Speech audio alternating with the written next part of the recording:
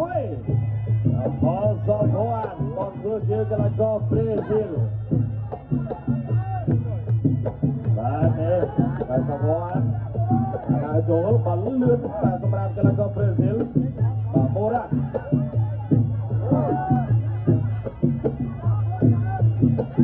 បាទគាត់ไม่เป็นផលសងបានគាត់សងវិញរបស់មូរ៉ាគាត់បាត់ពេលរបស់សងបានបាទមូរ៉ាធ្លាក់ចូលទាត់ស្រា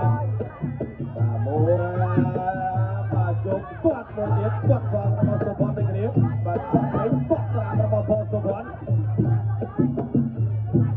បាទមូរ៉ាគាត់ដាក់មួយអូមកជួយនេះគឺគាត់សងរបស់ផលសងបានឆ្វេងដូចគ្នា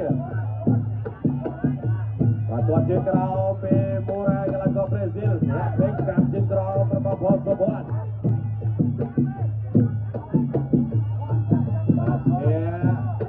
ជាក្រោមគាត់លើរបស់សុភ័ណ្ឌឆ្វេងគាត់ជាក្រោមពេលផលសុភ័ណ្ឌដល់មូរ៉ាធាក់ឆ្វេងតាចូលពេលមូរ៉ាអត់ទេស្វ័យស្ដាប់គាត់ឆ្វេងមួយទៀតរបស់ផលសុភ័ណ្ឌគាត់សងវិញឆ្វេងរបស់មូរ៉ា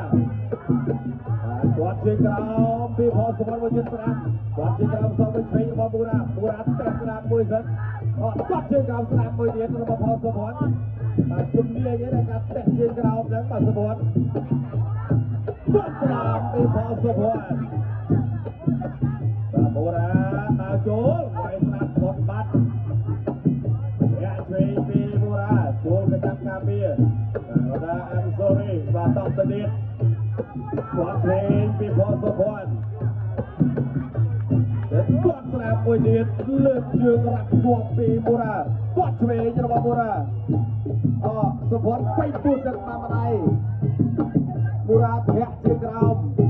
គាត់ឆ្វេងពីមូរ៉ាអូបារ៉ាណាស់មែនទេសម្រាប់មូរ៉ាកីឡាករពីប្រេស៊ីលគាត់ស្ដាប់មួយទៀតរបស់ផលសុភ័ណ្ឌបាទពីអេកេនស្បេកគាត់ឆ្វេងគាត់ជាក្រោមមួយទៀតពីអេកេនស្បេកអ្នកជើងក្រោមពីមូរ៉ាចូលទៅចាប់ទៀតបាទម៉េះទៅចាប់នៅកន្លែងតំបន់ទួលកណ្ដាលអ្នកជើងក្រោមពីមូរ៉ា